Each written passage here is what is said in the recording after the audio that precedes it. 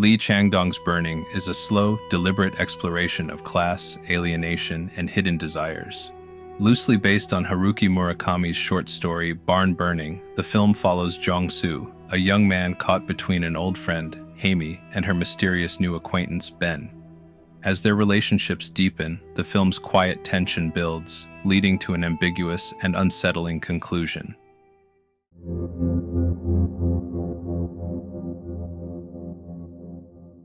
This is a warning. This video will discuss key elements of the plot, including important developments and the ending, so please be aware that spoilers are ahead. This video doesn't aim to explain what burning means, list all its symbols, or break down every detail. There are plenty of other videos you can watch that do that. Instead, this video focuses on how the film uses storytelling techniques to play with the viewer's assumptions and expectations. The movie lets the viewer make decisions and draw their own conclusions, using ambiguity to challenge how we typically understand stories. It relies on the audience's trained thinking, encouraging us to question what we're seeing and fill in the gaps through our own reasoning. The choices viewers make about the film's meaning aren't necessarily correct. They are influenced by subtle suggestions and limited information, leaving room for doubt and multiple interpretations.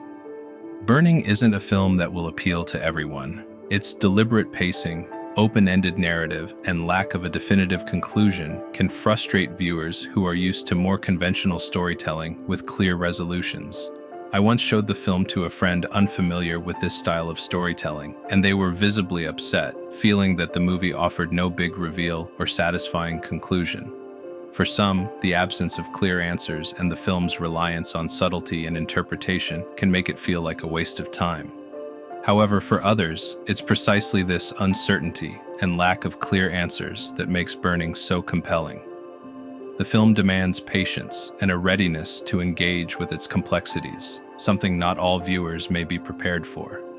Burning follows Jong-su, a young man living a quiet and solitary life in rural South Korea. At the beginning of the film, he reconnects with Hae-mi, a girl from his childhood, and they quickly form a bond. Hae-mi asks Jong-su to feed her cat while she embarks on a trip to Africa. When she returns, she introduces Jong-su to Ben, a wealthy and enigmatic man she met during her travels. As the three spend time together, Jong-su becomes increasingly suspicious of Ben, particularly when Ben reveals his unusual hobby of burning down abandoned greenhouses. In the middle of the film, Hae-mi suddenly disappears, leaving Jong-su desperate to find her. He searches for clues about her whereabouts, and his suspicions toward Ben intensify. In the film's climax, Jong-su confronts Ben in a final, violent encounter, ending Ben's life. The movie ends on this unresolved note, without offering a clear explanation of Hae-mi's fate or Ben's true nature. Burning was written and directed by Chang-dong, a celebrated filmmaker and former novelist who is known for his thoughtful, emotionally driven films that often explore personal and social struggles in South Korea. After taking a break from filmmaking following his acclaimed 2010 movie Poetry, Lee was searching for a new project that resonated with the shifting social dynamics in the country, particularly the growing class divide. During this time, he was drawn to Haruki Murakami's short story Barn Burning because of its unresolved nature and subtle complexity, which provided a strong foundation for exploring these themes. However, rather than creating a straightforward adaptation, Lee expanded the story, introducing new characters and elements to reflect on the frustrations of modern youth in South Korea, particularly their feelings of alienation and economic inequality. In Burning, the protagonist Jong-su is defined by his passivity, rarely taking control of his life or making active decisions. Throughout the film, he passively accepts situations as they unfold, agreeing and following along without resistance or questioning, simply observing the events and people around him without influencing them. This passivity is rooted in his deep loneliness, which stems from strained family relationships. His father, who is in court for injuring a local government official's right hand, represents the emotional tension and distance between them.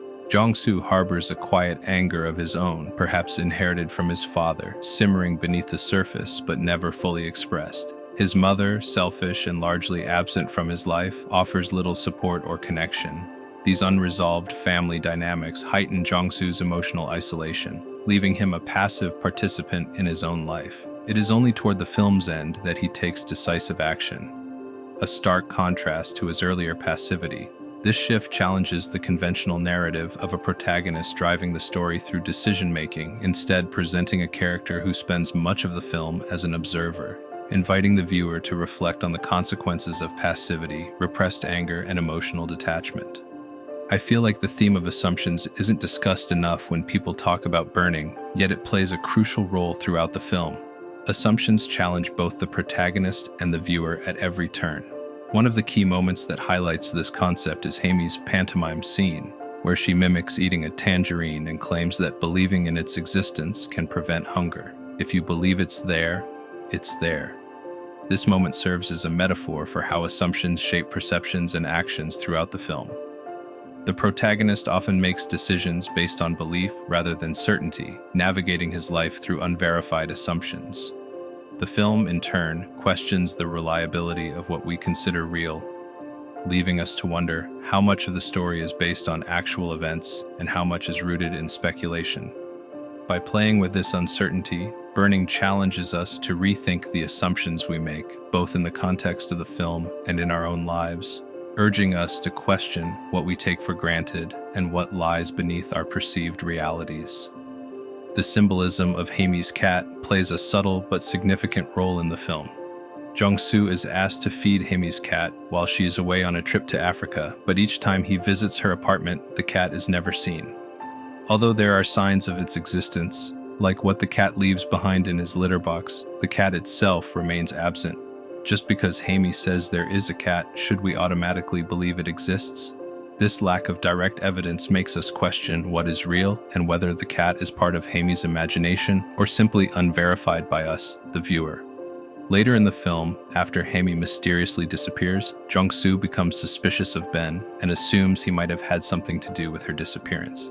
His suspicions grow when he discovers that Ben has a new cat, one without a name. When the cat runs out of Ben's condo, Jong-su calls it Boyle, Hae-mi's cat's name, and the cat comes to him as if it recognizes the name. But is that even true? Could the cat simply be reacting to Jong-su's presence and him making noises rather than knowing its name? This uncertainty raises a larger question. Does the presence of the cat imply that Ben had something to do with Hae-mi's disappearance? At one point in the film, Hae-mi tells Jong-su a story from her childhood about falling into a well, claiming he was the only one who saved her. Jong-su, however, doesn't remember this event. After Hae-mi mysteriously disappears, Jong-su becomes fixated on the well and visits her family's eatery to ask if it ever existed or if Hae-mi really fell in. Her family dismisses the story, saying Hae-mi has an active imagination and that there was never a well at their home. Still troubled, Jong-su receives an unexpected call from his mother, who has been absent from his life for the past 16 years.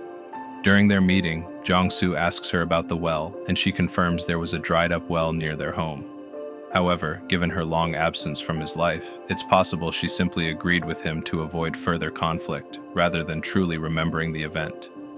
The protagonist's mental state in Burning is left ambiguous, raising questions about whether he is rational or unraveling. To the conditioned viewer, we're led to assume several things. Hae-mi has a cat, Ben is in a relationship with Hae-mi, Ben may have ended Hae-mi's life, and when Ben casually talks about burning greenhouses, it's actually a metaphor for taking the lives of women.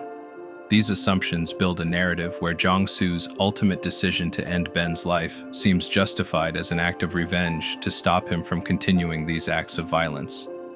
But what solid evidence do we really have to support these assumptions? Much of what Jong-su believes is inferred, based on fragments of conversation and suspicion, rather than any concrete truth. This leaves us wondering if his extreme action was truly justified, or if it was the product of a mind becoming increasingly paranoid. Is Jong-su insane, drawing dangerous conclusions from loose details, or is he simply someone who pays attention to things that others overlook? This reminds me of the Menendez brothers case, where Lyle and Eric Menendez ended the lives of their parents based on the belief that their parents were planning on ending the lives of the brothers. The brothers claimed that their actions were in self-defense, driven by years of emotional, physical, and intimate abuse. However, much like Jong-su in Burning, their case raises questions about whether their assumptions were grounded in reality or paranoia.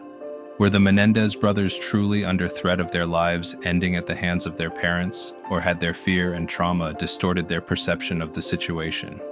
Similarly, Jong-su's suspicion of Ben is built on a series of assumptions with no clear proof. Both cases force us to question whether these extreme actions can ever be justified based on perceived threats or assumptions, especially when those assumptions are shaped by past abuse or unresolved psychological trauma.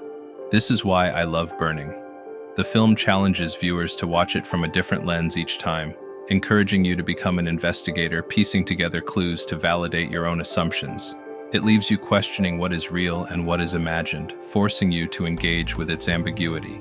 Instead of offering easy answers, Burning invites deeper thought, asking viewers to carefully analyze every detail and re-examine characters' actions and motivations. While many people might find its open-endedness frustrating or feel unsatisfied by the lack of a clear resolution, for those who enjoy films that provoke thought and demand attention to subtle storytelling, it's an incredibly rewarding experience. The beauty of Burning lies in its ability to make you question everything, from the protagonist's perspective to your own, and each rewatch offers a chance to uncover new layers of meaning.